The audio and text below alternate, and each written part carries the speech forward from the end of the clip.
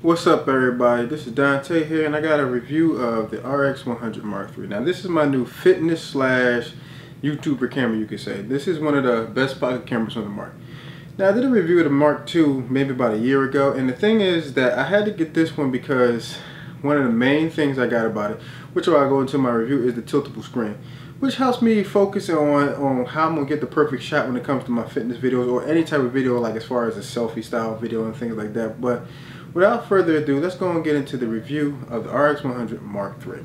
The first thing I want to talk about with this camera, it has a 1-inch sensor, and the lens that's in it is the equivalent of a 24x70mm lens, which means you can get a far crazy low aperture with this lens. Now, at 24mm you can get 1.8, and at 70mm you get f2.8, and which is crazy. You get a wider angle lens with this compact camera, which makes no sense how fact these engineers could even fit something like this in this camera.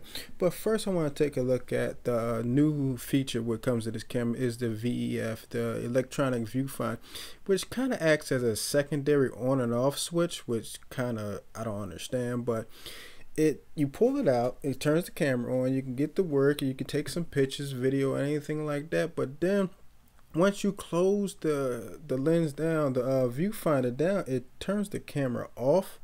I don't understand why there's like a secondary on and off switch with this camera, but I guess Sony and the engineers figure like if you're just going to use the viewfinder, you're going to, after you're finished with it, you're going to turn it off, which I guess that's what they came up with. But that's just how it is. I don't understand it, but hey, that's one of the things a lot of people are annoyed with this. But for me, it does bother me, but I'll get over it. Ain't nothing major. But another one of the major new features with this camera is the flip out screen, which, you know, we live in a day of selfies and videos, vlogs and things like that, and this allows us to get a better view of when we're taking a picture or a video of ourselves, where we are in the frame, which allows the individual person to, you know, if they're taking a picture or a group picture or anything like that, they can see who all in the frame when they want to take a picture.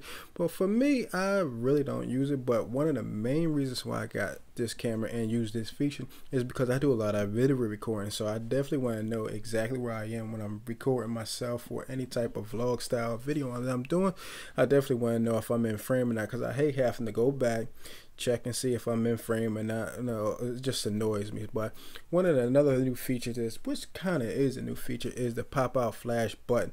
Now the previous generation did not have this button, but now this allows you to pull out the flash when you feel that when you want it. In previous generations of these cameras, that you had to go into the menu and push out the pop out flash when you go into the settings, but now you have a little button that pops it out and you can use the flash whenever you want. And it still had the little tilt back feature where it allows you to get a softer fill effect when it comes to recording or taking pictures or anything like that. You get that softer fill effect and bounce it off a white wall or anything like that, which in some cases you do want that, especially if you have a white wall. You just really want to bounce the light off the wall, which makes it easier to take a softer fill effect when it comes to your picture.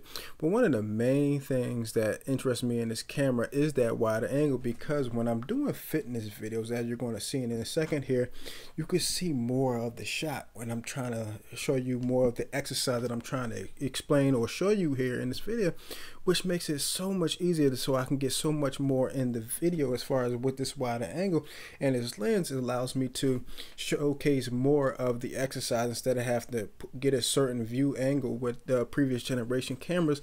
But with this one, I got this wide angle lens, and it allows me to get most of the shot and the fitness exercise I'm really trying to show you. And with the dynamic range of this camera, you can see it for yourself in this video. It really does excellent video quality.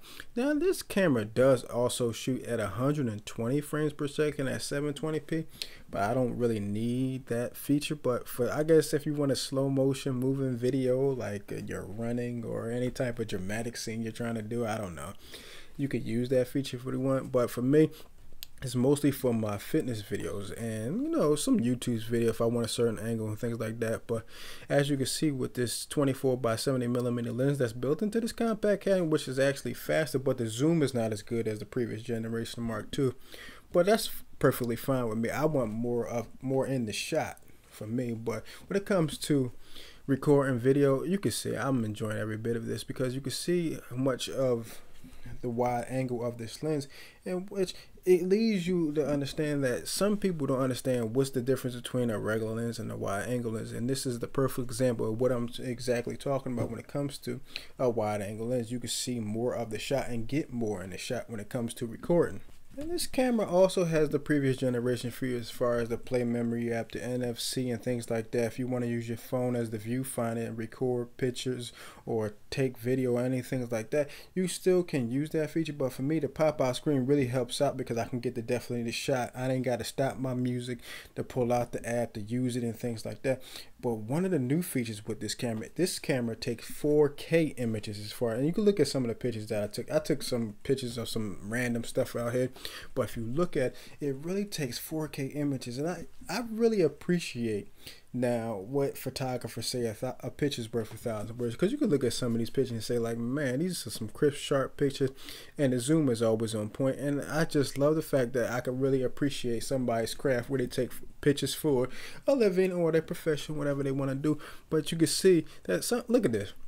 I can't complain. Look at the rust in this picture. You can just see how detailed that really is. Now, I took a picture of that because the bird got on my nerves, so I had to take some frustration out. But when it comes to pictures and video, this camera is the best. Now, I definitely recommend this camera for a YouTube channel. If you just want to use this as your main camera, you can't go wrong with this at all. And one of the interesting things about this camera, like I said, is the lens that's built into this bad boy. It's a 24x70mm lens. That's equivalent to it, but not exactly. So I ain't got to take my DSLR and put that same type of lens on there to get the same type of effect where I can get with this camera itself. Now, for some people, this may be a little bit of a downfall as far as the price when it comes to this thing. And I'll leave a link down below let you see the price. As a matter of fact, I'll give you the link to all three of them to see which one you want to be interested in, which one you prefer over the other. But when it comes to overall camera itself and the whole compact size of this camera, like I said, this would be on the road with me everywhere I go because it's a compact DSLR almost. If you got the 24-70mm lens inside, a 1-inch sensor, and it shoots 4K images and things like that, and it does great video. It does have, like I said, 120 frames per second video. If you want to shoot something in slow motion, you can. If you want to, if you choose to, you have that option down below. But this is a great choice when it comes to a YouTube camera, in my opinion. You can get like the Mark II or the Mark I, but this one has the flip out screen.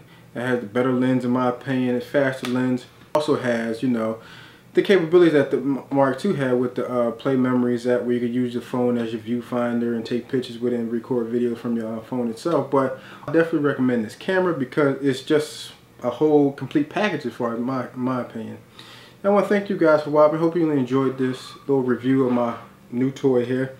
If you like it, leave a comment down below, hit the like button, also share. If you didn't like it, hit like, comment, and share. I want to thank you guys for watching this video. Hope you enjoyed this little review, and hopefully I will see you in my next video.